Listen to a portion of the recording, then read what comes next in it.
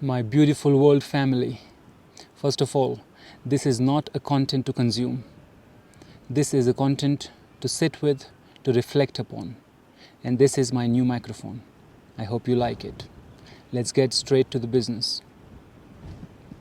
I've been looking for answers for the last 20 years at least. Through meditation, through yoga, through reading loads of books, trying different paths and traditions and teachers. And in my journey, I have come to realize now that the I who was seeking and searching was the part of the problem.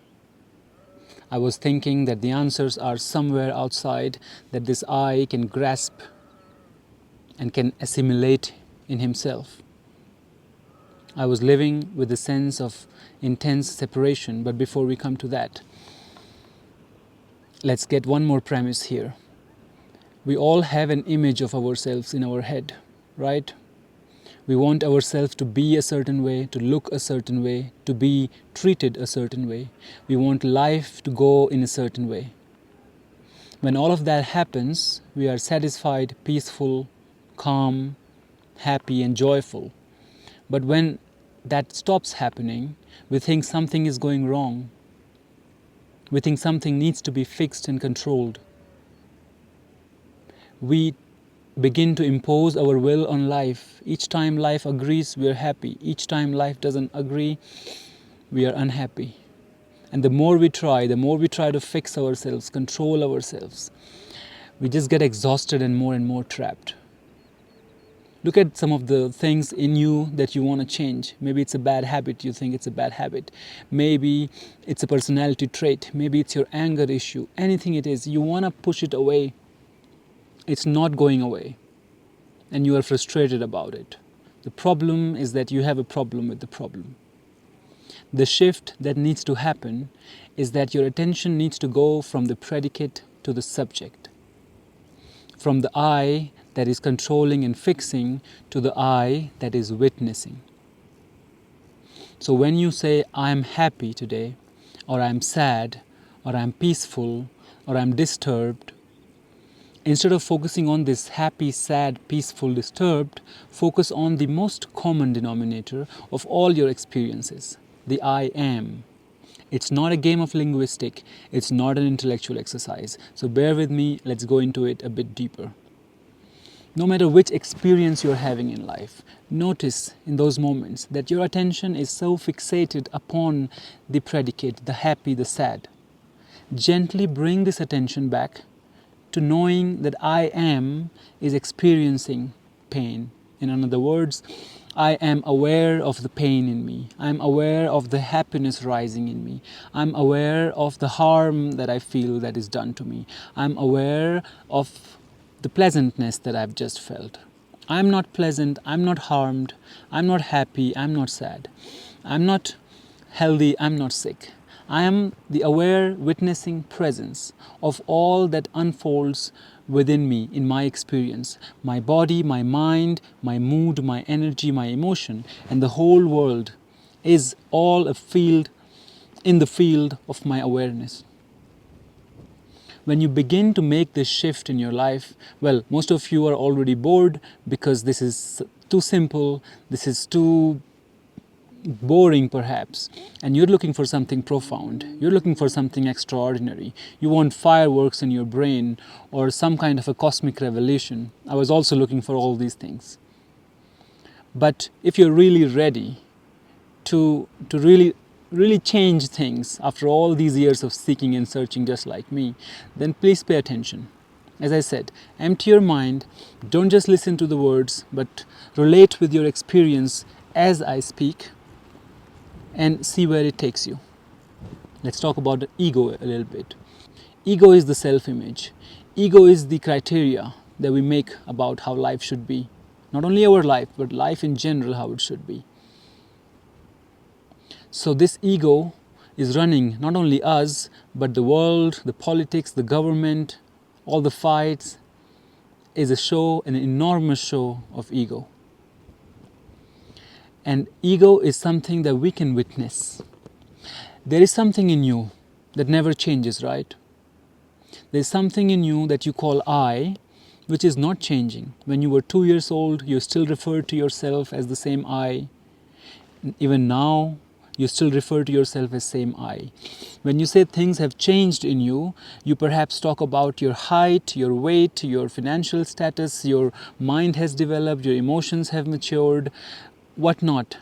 But these are all things that change. There is an unchanging presence that I am referring to.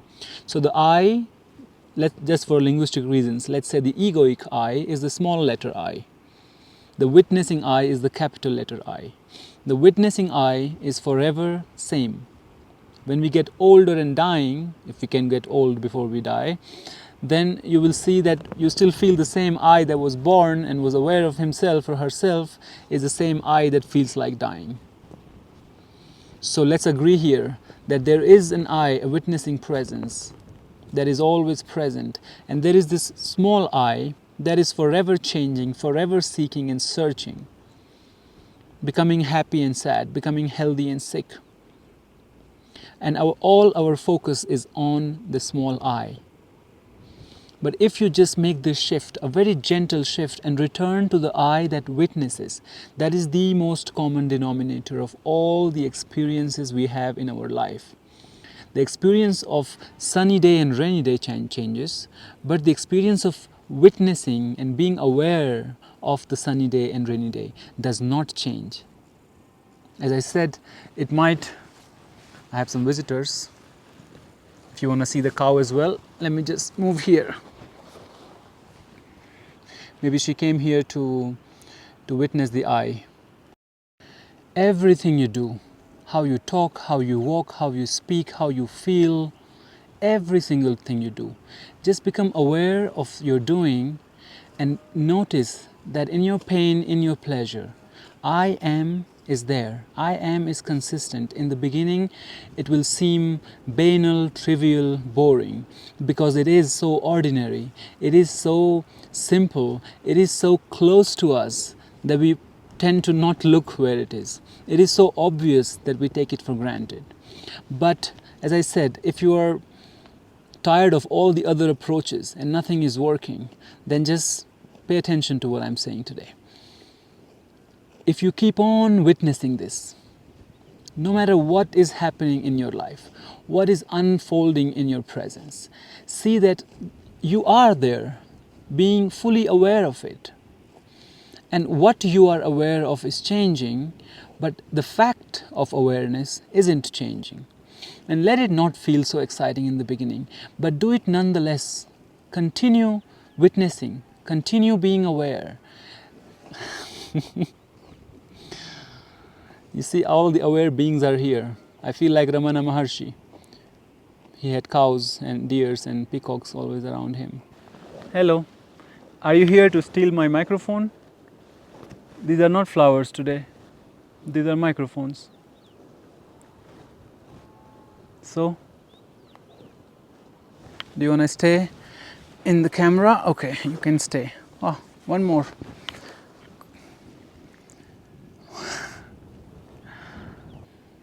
Yeah, so keep on witnessing, and you will begin to see gradually.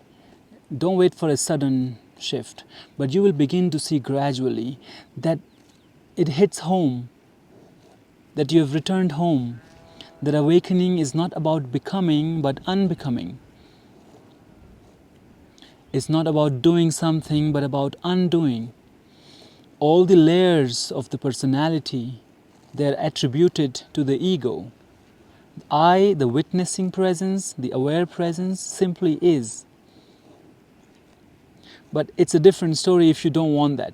If you want something else, that's a different story. This is, I also call it, if you want a practical reason for this, I also call it one solution to all life's problems. This is just one pill for all the sicknesses. Because you have married to the presence. You have become so acquainted with awareness that your identity from the ego has been dissolved into the identity with awareness. Although at a later stage it might happen that there is no personal I at all, But let's just make that shift first before we jump too far. Let's say and look how the ego game breaks havoc to your life. Let's say you go for an exam, an interview, a meeting in a room full of people who are distant, cold, perhaps narcissistic. And you are kind, gentle, open. You want an open, vulnerable, clear discussion. But everybody's playing their ego games. And you're not perhaps good at it. And you come out shivering, shaking, angry. Angry at them, angry at the whole world, angry at yourself, perhaps having panic attack. And it lingers on you. You keep on thinking that you did this to you again. You allowed other people to take advantage of you again. You are so stupid, you're so foolish, you still haven't learned it. You are still playing the victim game. You're still acting the same. What happened to all these years of therapy? I'm so stupid and all that. Stop. There's nothing wrong with you. You are the pure one. You are the real one. As you are in your heart, as you appear in your face, in your eyes. They have played their game so well and for so long that they have forgotten to be connected to themselves. Your panic attack is a sign that you do not accept it. It's not your flaw. It's the flaw of society at large that people have panic attacks so commonly, so often. And when you are coming out of that panic, I'm not calling out you, how do you say this? I'm not calling you out. I'm with you. But it's a little bit of tough love. So that's what it is. Okay? When you come home and you're angry at yourself and you're angry at them, you're cursing yourself. That they don't see me, they don't understand me, I don't deserve this, I deserve better. My question is, do you see yourself? Before anybody can understand you, do you understand yourself? Before they love you, can you love yourself? Can you love yourself, not only the light, but also the shadow, the dark? Not only the parts that you've improved in you, but the parts that still feel the same. You still could not keep your boundaries intact. They still broke it. Can you love the fact that it's been years that you couldn't maintain it, but it's still you. It's part of you. You know, all this that you're pushing away in your life, it's screaming to be looked at. I think I said it in a video before as well, and it doesn't matter. I need to say it again and again. You need to hold space for your negative emotions, your negative experiences, especially something that lingers for long. The hurt, the traumas that you are carrying, they need to be seen, because if you see through them, they dissolve. If you try to push them, if you try to label them and whatnot, they keep reinforcing themselves. You need to be gentle with yourself. I give you all my permission to be gentle and kind with yourself in those moments as much as you can. And even after that, remind yourself that you are made of all of these things. And in your witnessing presence, all of that comes. What was hurt in that meeting, in that room, was your ego, was your image. Not the I. If the I, the witness, becomes so strong that you can bring it even that in that meeting room. Recently, I was thrown out of a library in New Delhi because I had more than 24 hours on the road. I was really sweating, and this library was a small room with a fan on, no AC, and I was sweating in Delhi heat with humidity, and perhaps I was smelling really bad. The old lady, this librarian, she threw me out. Like, she was really nasty. She threw me out, and all I did was smile. And these are the occurrences, in my own life that tell me, oh wow, you don't feel bad about it. Oh wow, you're thinking about her, not about you. You don't get bothered at all, really? And this happens quite often because everything is unfolding in presence, in this witnessing. And this is beautiful because it didn't happen in one day. I can't pinpoint when it happened, but now it happens that nobody can hurt me. Nobody can harm me.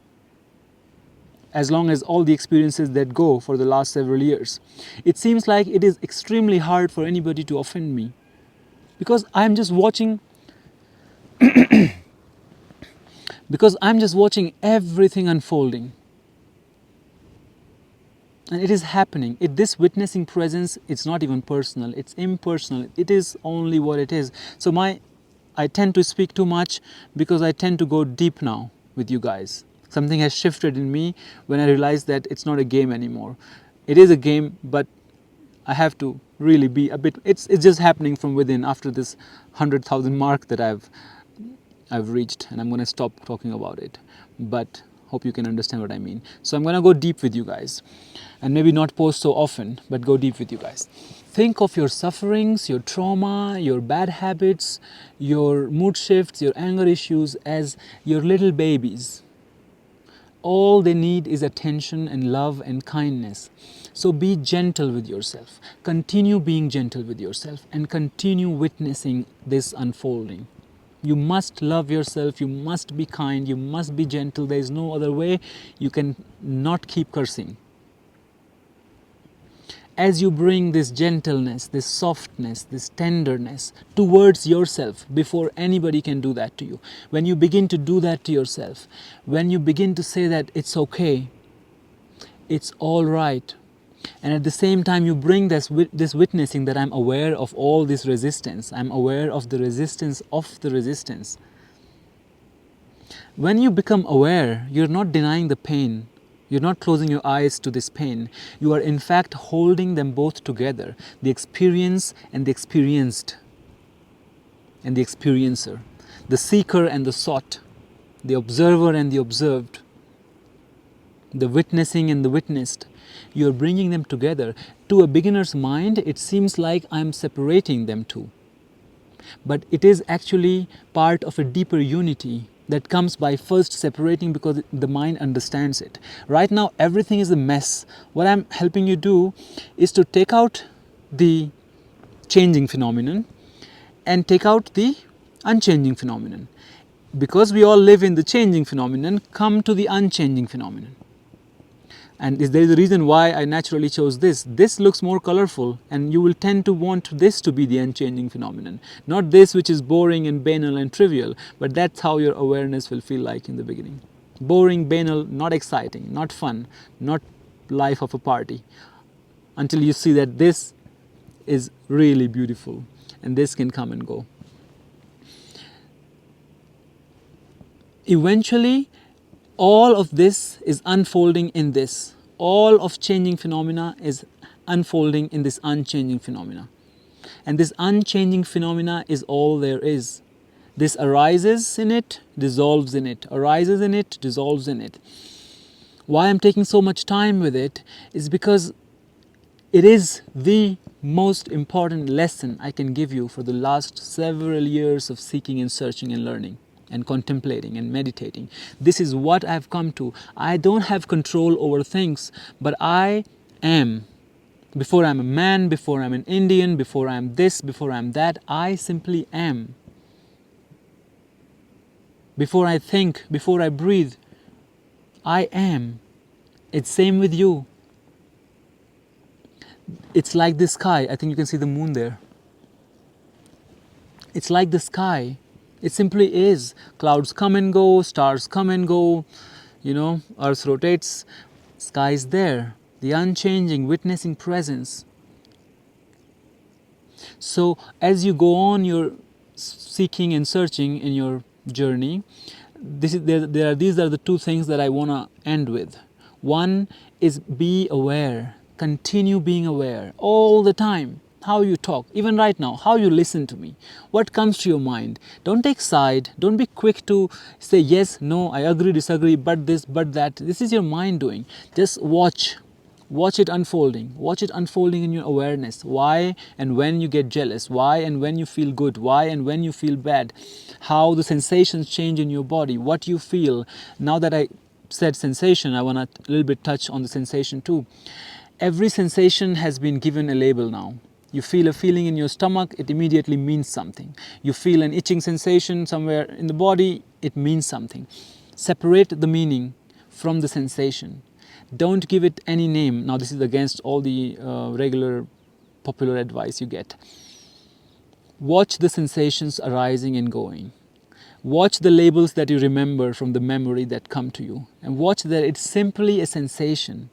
But you have a habit of saying, this is sensation I feel when I'm in pain or when I'm in distress, so this is a distressing sensation. No, this is the interpretation of the sensation as distressing. The sensations are simply sensations appearing, unfolding in the awareness. The labels, the names, the memories, they're all coming from the mind. So you must, in the beginning of your journey, separate, and in every single experience, make it like your experiential truth, that no matter what happened in your life, the being aware of that experience was the most fundamental knowledge, the most fundamental experience of that event. And that in your life, people come and go, things come and go, whatever comes and goes, I am remains. Come home to that. You will. This is the strongest place. You are unshakable there. People can come and try to cut your head with their sword, and you can go on being in the last moment aware of that. And again, before you think this is the lazy philosophy or this is something that only cowards talk about, surrender and all that, it's not that. One, you are intensely present with yourself, with everything that happens.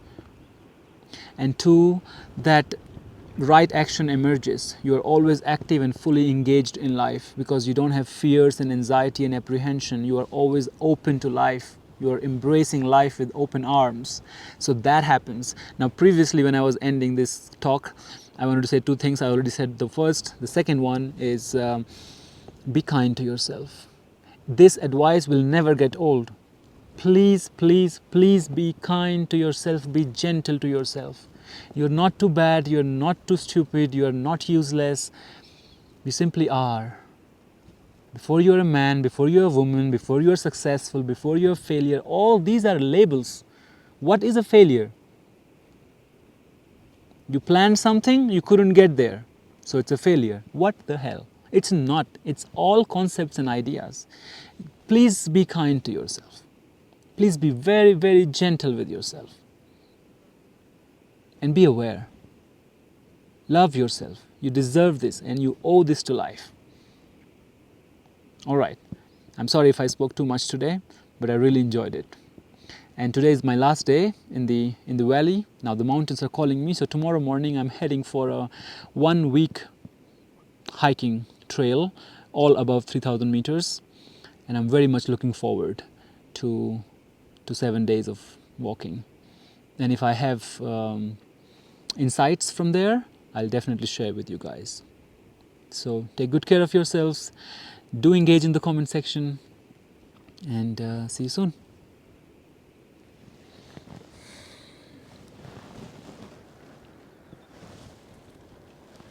Did you see the moon? Were you able to see the moon? Oh, there it is.